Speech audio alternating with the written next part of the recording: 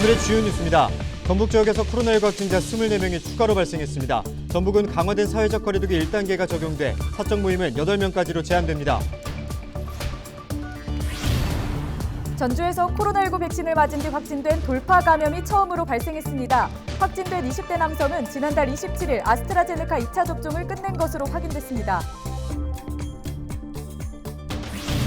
전북 서남권 해상풍력 발전단지 사업을 추진 중인 한국해상풍력이 본사를 부안으로 옮겼습니다. 지역경제 발전에 도움이 될 것이라는 기대와 함께 주민과 상생협력에 대한 과제도 남아 있습니다. 전북 지역은 낮 최고 기온이 34도까지 오르며 무더운 날씨가 이어졌습니다. 장수를 제외한 13개 시군에 폭염특보가 내려졌습니다.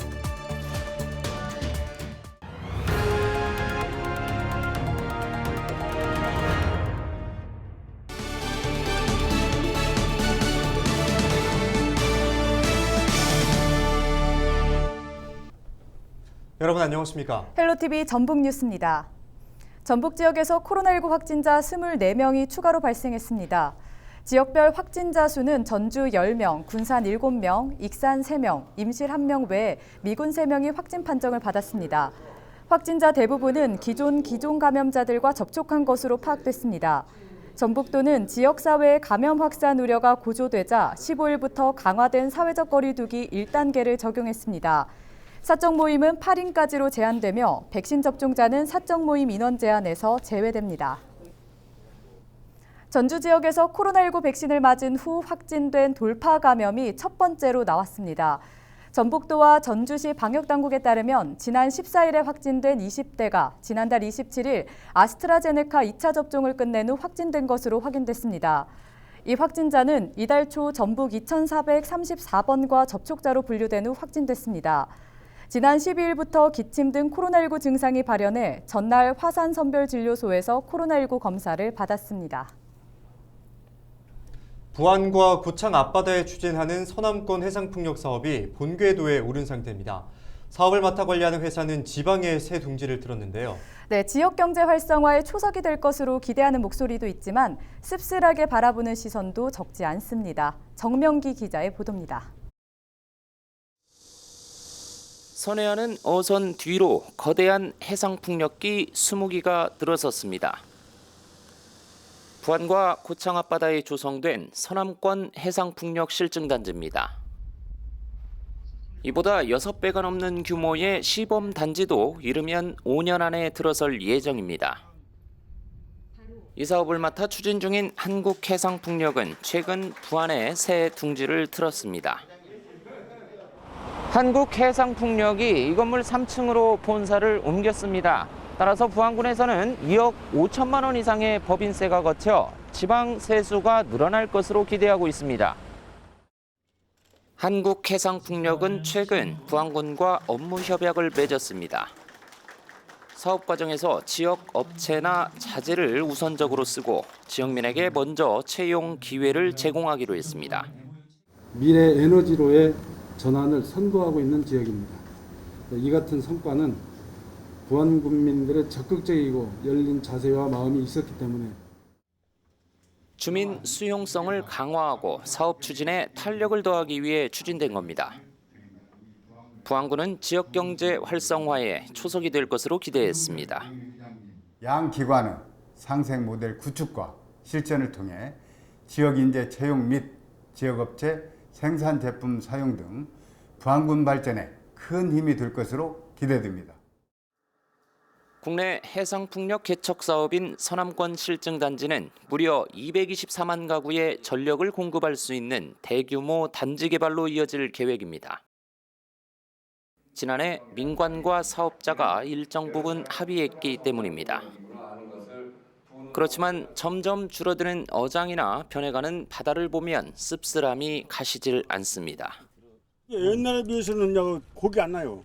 쭈꾸미도 올 봄에 하나도 안 작업 못했어요. 여기는 그것 잡아갖고 밥 먹고 사는데 새만 거 막아갖고 뻘이 썩어. 연이은 개발로 직간접적인 피해를 본 지역민과의 지속적인 소통과 상생 협력이 요구됩니다. 헬로티비 뉴스 정명기입니다. 전북 지역은 낮 최고 기온이 34도까지 오르며 무더운 날씨가 이어졌습니다. 전북 지역은 15일 장수를 제외한 13개 시군에 폭염특보가 내려졌습니다. 이날 낮 최고 기온은 31에서 34도로 전날보다 1에서 2도가량 높았습니다. 전주기상청 관계자는 한낮에는 기온이 35도 가까이 오르면서 무덥고 밤에는 열대야가 나타나는 곳이 많다면서 건강관리에 유의해야 한다고 말했습니다. 전북도가 신재생에너지 사업 등을 담은 뉴딜 정책을 추진하기 위해 종합계획을 수립했습니다. 전북도는 오는 2025년까지 모두 20조 7천억 원을 들여 재생에너지 사업과 디지털 산업 등 27개 과제를 추진하고 일자리 22만여 개를 창출한다는 목표를 확정했습니다. 특히 풍력 발전 등 재생에너지가 차지하는 비율을 전체 에너지 사업에서 50%까지 끌어올리기로 했습니다. 이 밖에 전북형 뉴딜에는 가상현실과 블록체인, 탄소 중립과 청년 정책 사업 등이 추가될 예정입니다.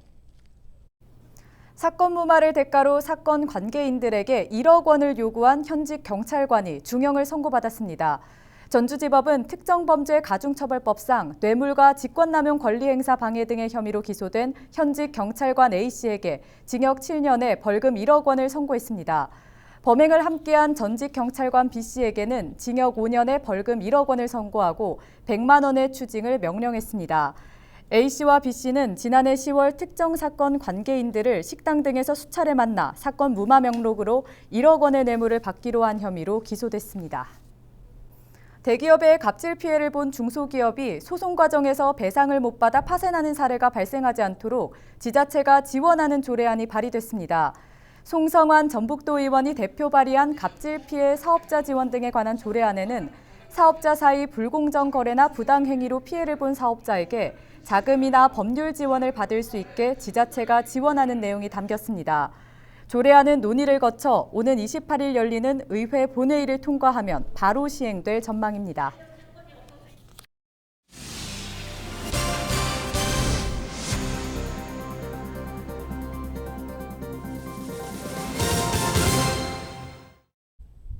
남원에서 여름철 대표 과일인 포도 출하가 시작됐습니다.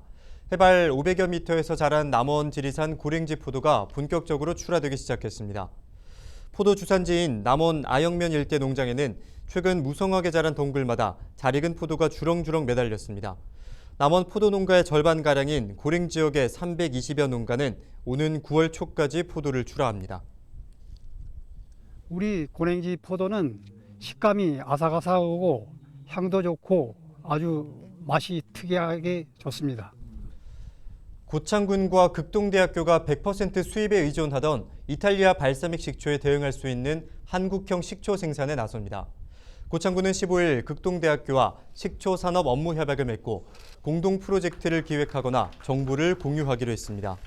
고창군은 앞으로 특화된 발사믹 식초 제조 방식을 적용해 한국형 K-발사믹 상품화에 나설 계획입니다.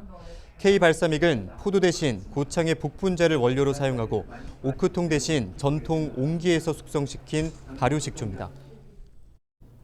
순창군은 미생물 배양센터를 개소하고 지역 농업인들에게 유용 미생물 공급에 나섰습니다. 미생물 배양센터는 유동면 친환경 농업연구센터 내 부속 건물을 리모델링해 조성됐습니다. 센터는 520제곱미터 규모의 멸균 배양기 3기와 종균 배양기 3기 등 유용 미생물 실험 기자재를 갖췄습니다. 이곳에서는 광합성균과 유산균 미생물 등을 배양해 이달부터 지역 농업인과 축산인에게 보급합니다. 군 관계자는 유용 미생물이 토양 환경 개선과 축사 악취 저감 등의 효과를 낼 것으로 기대하고 있습니다.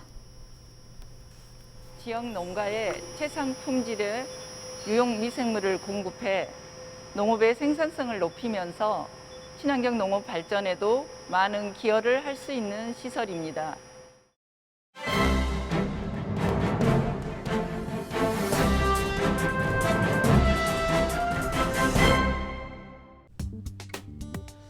신문브리핑 전북일보 기사입니다.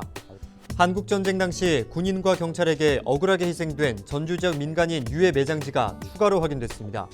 유해 매장 추정지 전수조사 결과 황방산과 산정동, 소리계제 이외에 완산동 강당지에도 유해가 매장됐을 가능성이 높다는 분석이 나왔습니다.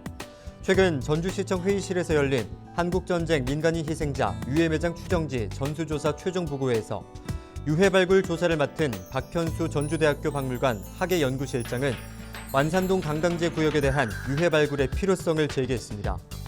발굴 조사는 그동안 유해 발굴이 진행된 황방산과 산전동 소리계제는 물론 완산동 강당제와 동부교회, 인우동 일대 매장 추정지 전역을 대상으로 증언자 모집을 통한 구술 탐문 조사와 증언 지역에 대한 고지형 분석이 병행됐습니다.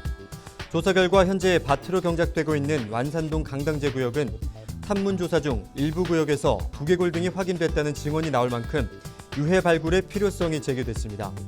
동부교회나 옛 전주 농고, 건지산 등 인우동 일대는 도시화 개발로 인해 유해 매장 추정지를 확인하기 어렵다는 결론이 나왔습니다. 시는 이번 전수조사 결과를 토대로 완산동 강당제 등을 새롭게 포함한 유해 발굴 계획을 수립해 3차 유해 발굴에 돌입할 계획입니다. 지금까지 신문브리핑이었습니다. 전주시가 길고양이 문제를 해결하기 위해 급식소를 확대 운영합니다.